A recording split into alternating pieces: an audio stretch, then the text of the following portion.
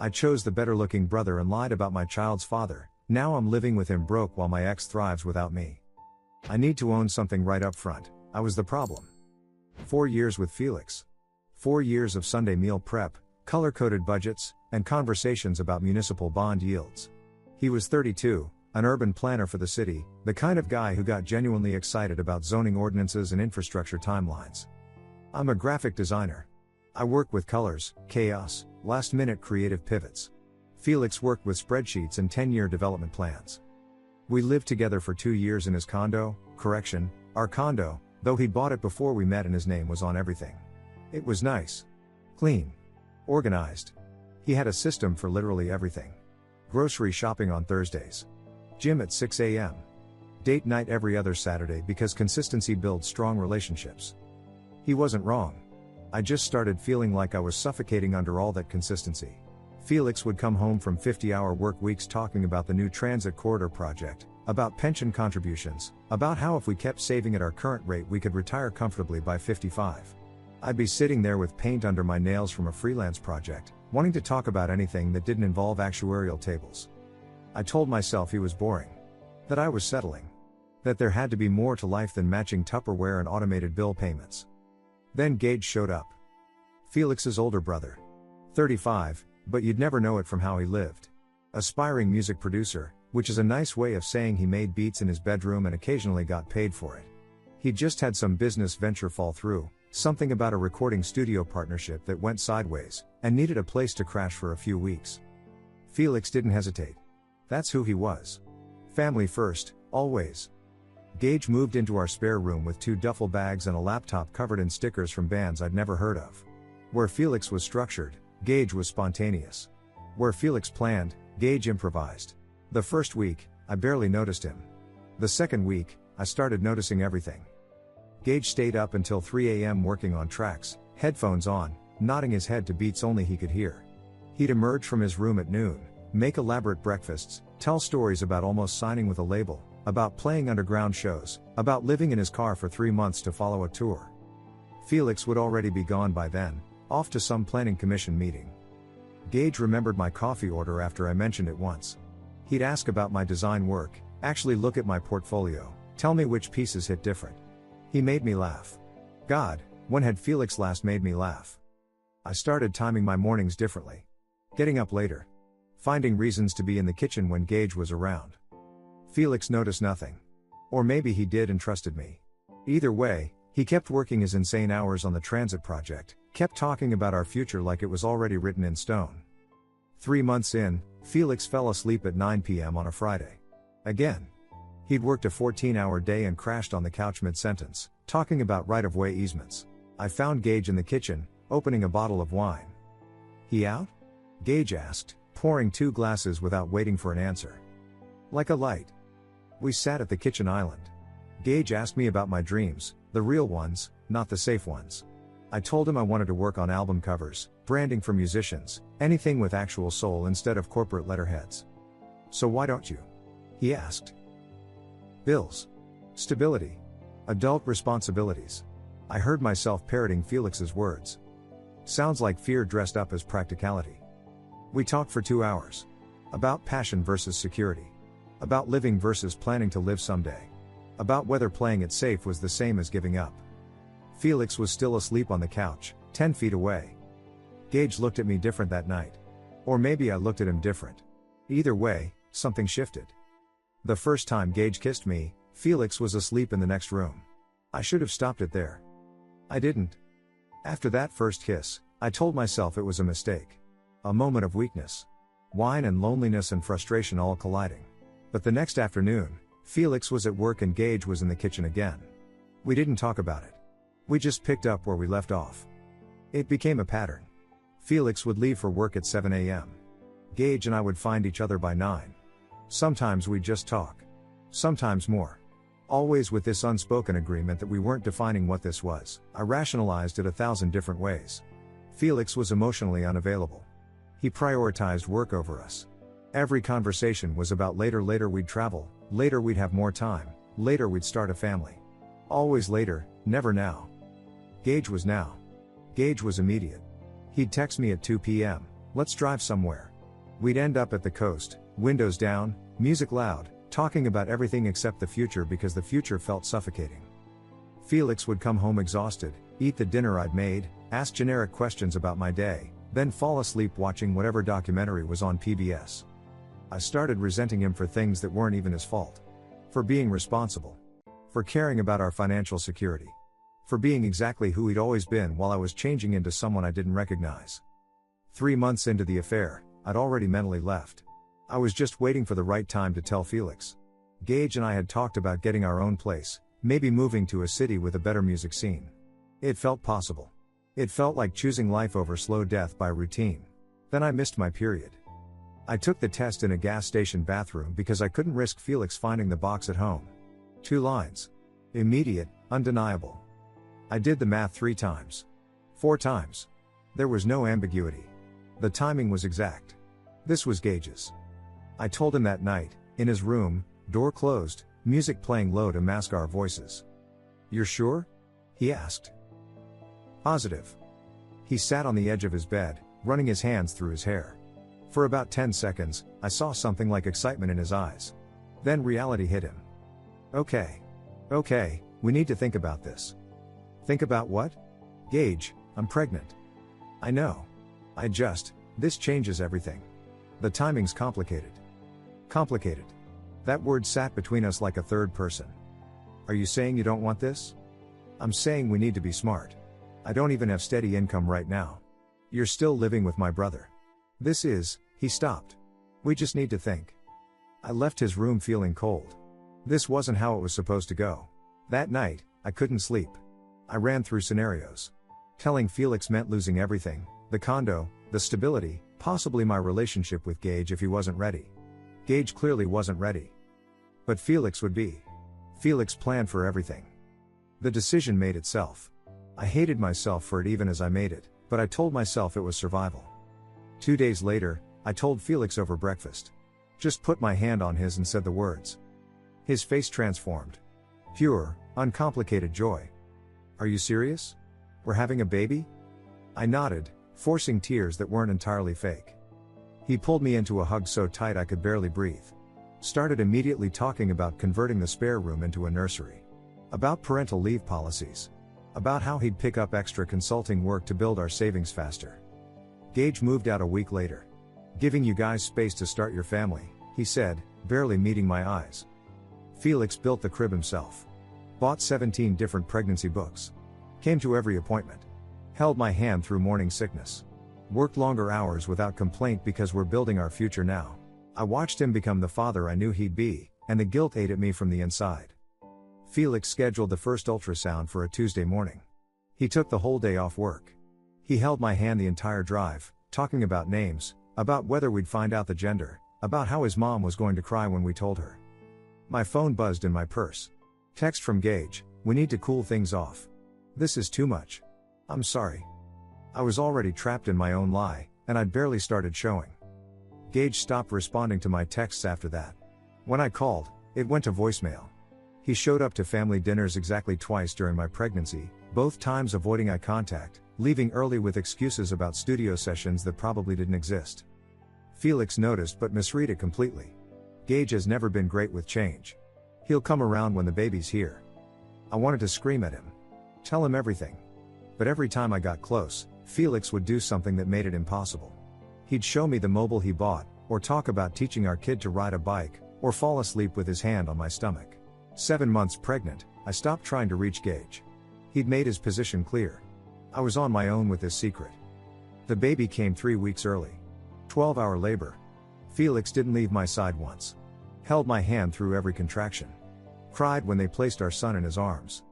I cried too, but for different reasons. Our son had Gage's eyes. Not Felix's warm brown, these were lighter, almost hazel with gold flecks. The same eyes I'd stared into during those stolen afternoons. "He's perfect," Felix whispered, completely oblivious. The first 3 months were a blur of sleepless nights and diapers and Felix being the kind of father I knew he would be. He took the 2 a.m. feedings without complaint. Researched sleep training methods. Baby-proofed the entire condo even though our son couldn't even roll over yet. Gage never visited. Sent a gift card in the mail with no note. I told myself I could make this work. That the resemblance would fade. That Felix would never question it because why would he? Then Felix came home from work with paperwork from his company's health plan. They're offering expanded genetic screening for dependents now, he said, scanning the documents. Checks for a bunch of hereditary conditions, early intervention stuff. Pretty comprehensive. My stomach dropped. That seems excessive for a healthy baby. It's just smart planning. Catches things early, heart conditions, metabolic disorders, even cancer markers. It's covered fully, we'd be stupid not to do it. He's fine, Felix. He's hitting all his milestones. Felix looked up from the papers. I know. But what's the harm? If everything's clear, great. If something comes up, we're ahead of it.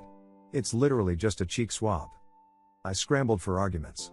Those tests can have false positives. They'll just stress us out over nothing. Babe, you're overthinking this. It's routine. My entire department did it for their kids. I couldn't push harder without raising suspicion. Felix scheduled the appointment for the following week. The test took 3 minutes. A nurse swabbed our son's cheek, labeled the sample, sent it off. Felix chatted with her about the technology like it was fascinating. I sat there feeling my life unravel in slow motion. Results in 2 to 3 weeks, she said cheerfully. Those weeks were torture. I rehearsed confessions I never delivered. Wrote apologies I never sent.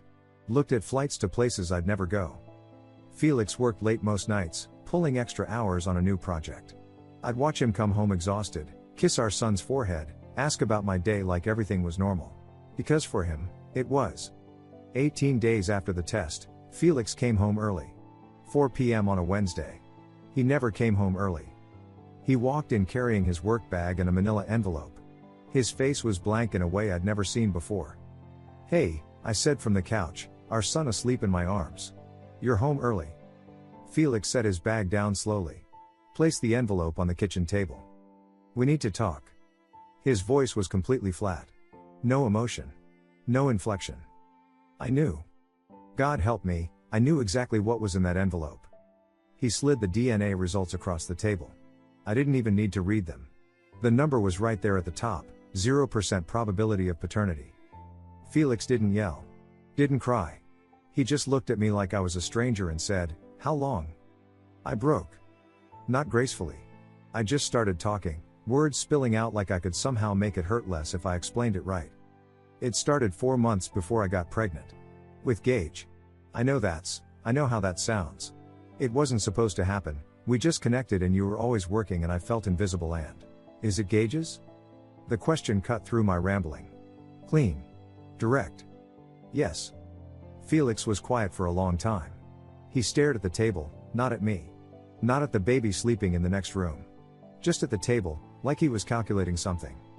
When you told me you were pregnant, you knew. It wasn't a question, but I answered anyway. Yes. Every appointment. Every milestone.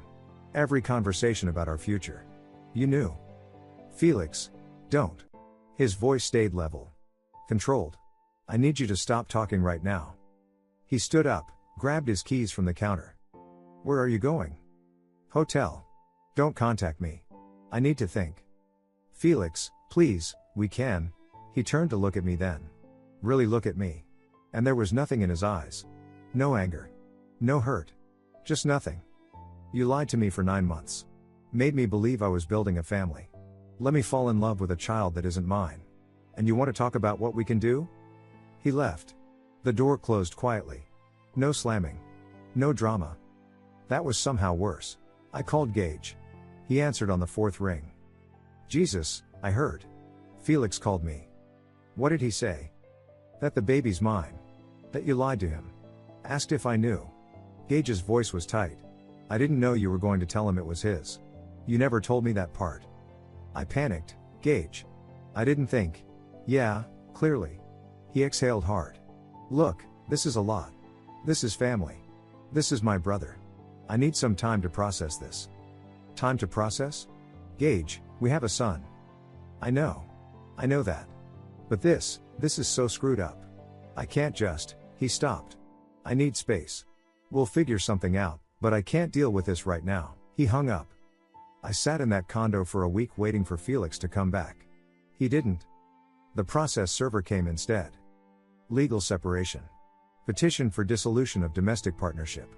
The papers were meticulous. Felix had already moved money out of joint accounts, legally, his lawyer had made sure. He'd consulted with a family attorney. There was a formal request for me to vacate the property within 30 days since his name was on the deed. No requests for custody. No child support demands. No attempts to claim parental rights. Just a clean surgical removal of me from his life. I tried calling. Blocked. I tried emailing. Automated response from his lawyer, all communication must go through legal counsel. Our mutual friends went quiet. A few reached out at first, asking vague questions. When they learned the truth, the text stopped. I saw them comment on Felix's posts, supportive messages, likes, inside jokes. I'd been edited out. Felix never posted about what happened. Never aired anything publicly. He just moved forward. Like I'd never existed. Gage came by once, 3 weeks after everything imploded. Held his son for maybe 10 minutes. Our son. He looked uncomfortable the entire time. I can help financially when I can, he said.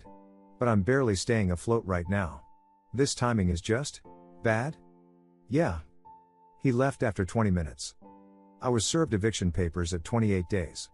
Felix's lawyer had timed it perfectly. I moved into a 1-bedroom apartment in a worse part of town. Gage helped me move. Complained about his back the whole time. Then he just started staying. Not because he wanted to. Because he felt obligated. Because I had nowhere else to go and his son was there, and what kind of man abandons his kid? The kind who resents every second of it. 6 months after Felix walked away, Gage moved back in with me. Not out of love, out of obligation. He resented every single day. I'd traded a man who chose me for one who felt trapped by me. Living with Gage was nothing like the affair. The affair was wine and late-night conversations and spontaneous drives. Living together was overdue rent and a screaming baby at 3 a.m. and arguments about who forgot to buy diapers. Gage's music career dried up within 6 months. Gigs stopped calling back. The contacts he'd talked up so confidently went silent. He started doing DoorDash between studio sessions that never materialized into actual income. I was freelancing when I could, taking whatever design work came my way. Corporate logos. Menu layouts. The soul-crushing stuff I'd complained about before, except now I was desperate for it. We fought constantly. Your perfect ex probably had a college fund set up by now, Gage said during one argument about bills. Don't bring him into this. Why not? He's in every conversation anyway. You think I don't see you comparing us? Felix wouldn't have forgotten to pay the electric bill. Felix would have fixed the sink by now. Felix actually had his crap together. You could get a real job. I have a job. I'm building something. Not everyone wants to be some corporate drone like your ex. Except Felix had never been a drone. He'd been disciplined. There's a difference I was only now understanding. My friends stopped calling after the first year. Word had gotten around about what I'd done. A few tried to stay neutral, but eventually they picked sides. Felix's side. The side of the guy who got betrayed, not the woman who lied about paternity. I started checking Felix's social media. He hadn't blocked me. He just never posted anything about me, like I'd been completely erased. At the 1-year mark, I saw the post, promotion to senior urban planner. The comments were full of congratulations. His mom commented a heart emoji. His mom used to call me her future daughter-in-law. 18 months in, Felix bought a house. Posted a photo of the keys. Nice neighborhood. Actual yard. The kind of place he'd always talked about wanting. I was still in a 1-bedroom apartment where the neighbors screamed through the walls and the parking lot light stayed broken for months. 2 years after everything fell apart, I saw the photos.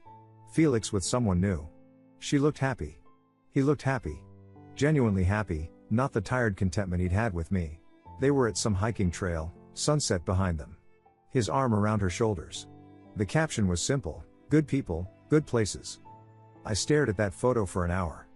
Our son was 2 by then. He looked exactly like Gage, same eyes, same facial structure, completely undeniable. Sometimes I'd catch Gage staring at him with this look of confused resentment, like he couldn't figure out how he'd ended up here. The worst part? I couldn't even be mad at him for it. I'd done this. All of it. I ran into Felix's mother at the grocery store on a Tuesday afternoon. She was in the produce section, picking through avocados. I almost turned around, but she'd already seen me. Hello, she said. Polite. Distant. Hi, Mrs. Hernandez. She glanced at my cart, at my son in the seat. She had to see the resemblance to Gage. She had to know. "How are you?" I asked, immediately regretting it. "We're well. Felix is doing wonderfully. Got another promotion last month. We're very proud." She paused. "You take care." She walked away before I could respond. I finished shopping on autopilot. Got home. Put groceries away. Our son napped while I sat on the couch in our cramped apartment, staring at nothing. Everything I'd thrown away. For what? For passion? For excitement? I'd had a man who would have built me a life. Who did build me a life? And I burned it down because I mistook stability for boredom. Gage came home at 7, frustrated about another audition that went nowhere. Threw his bag on the floor. "Don't even ask," he said. "What's for dinner?" I'd stopped crying by then. Just sat there, emotionally empty. "I don't know." "Of course you don't." He walked to the bedroom. Closed the door. I used to think Felix was boring because he had discipline. Now I'm living with chaos and calling it freedom. The man I betrayed is thriving. The man I chose can barely look at me without resentment. And I have no one to blame but myself. 3 years since the DNA results.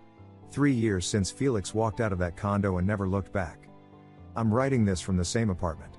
Gage is at another networking event that won't lead anywhere. Our son is asleep in the bedroom we converted from a closet because we can't afford a 2-bedroom. I started therapy 8 months ago. Couldn't afford it, but I needed it more than I needed anything else. My therapist asked me in our second session what I'd learned. That I destroyed my own life, I said. "That's accountability," she replied. "But what did you actually learn?" It took me 6 more sessions to answer that properly. I learned that Felix never needed to get revenge. He didn't have to destroy me publicly, didn't have to turn people against me, didn't have to fight dirty. He just removed me from his life with the same precision he brought to everything else. That was the revenge. Letting me live with what I'd done. He protected himself completely, finances separated, legal documentation airtight, emotional boundaries enforced. Then he just rebuilt. Better than before. I used to think his planning was boring. Now I understand it was strength. Gage rolls over in bed sometimes and says things like, "We could have had something real if the timing had been different." Like the timing was the problem. Like we weren't the problem. The affair felt electric because it was stolen. Because it had no weight, no consequences, no real stakes.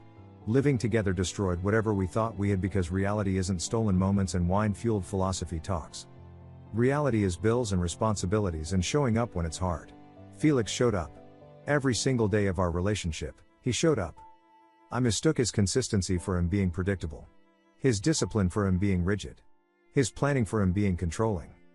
I was so focused on what I thought I was missing that I couldn't see what I already had. Last week, I saw Felix's engagement announcement. She's beautiful. Some kind of environmental scientist. The photos show them at a national park, both smiling like they're exactly where they're supposed to be. The ring is simple, elegant. Classic Felix. The comments are full of people congratulating him, saying he deserves happiness, that they're happy for him. Nobody said those things when I was with him. Or maybe they did and I wasn't paying attention. I zoomed in on his face in those photos. Looked for signs of the man I knew. He's there, but different. Lighter somehow. Like he's not carrying weight he doesn't need to anymore. The weight was me. I don't hate Gage. That would be easier. I just recognize him clearly now. He's not a villain. He's just a man who never grew up, who mistakes instability for artistic freedom, who will always compare himself to his brother because he knows Felix figured out what he hasn't. Our son deserves better than 2 parents who resent the circumstances of his existence. I'm working on being better for him. Therapy helps. Owning my mistakes helps. But I can't undo the damage. Felix will marry that woman. They'll probably have kids, planned and wanted and celebrated.